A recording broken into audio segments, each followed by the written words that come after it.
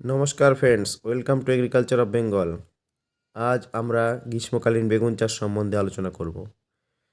বেগুন চাষ করার জন্য আমরা প্রথমে যে জমিটি তৈরি করেছি সেখানে 6 কাঠা পরিমাণ জমি 1 কেজি নিমখোল, 1 কেজি নিমচুন আর 6 কেজি 10-26 প্রয়োগ করেছি।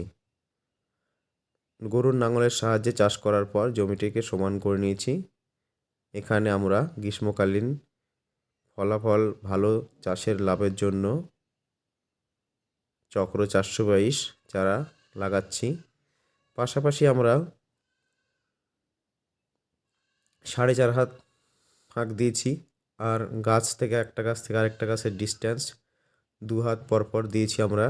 সেখানে আপনারা একটা বা দুটো চারা লাগাতে পারেন।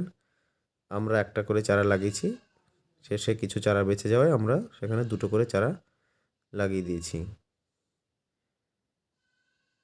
আপনারা দেখতে পাচ্ছেন কিভাবে গোড়াটা শক্ত করে লাগানো হচ্ছে।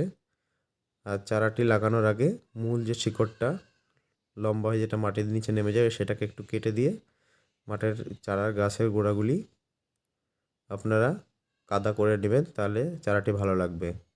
এবং লাগিয়ে দেওয়ার পর গাছগুলোকে জল দিতে হবে বেশ কয়েকদিন। এভাবে চারাটি তাড়াতাড়ি লেগে যাবে।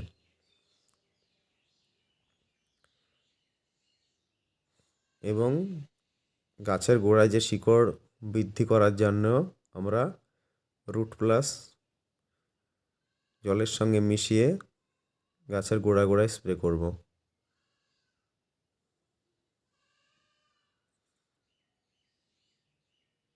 যদি আমার এই ভিডিওটি আপনাদের ভালো লাগে, অবশ্যই লাইক, কমেন্ট এবং শেয়ার করতে ভুলবেন না। ধন্যবাদ।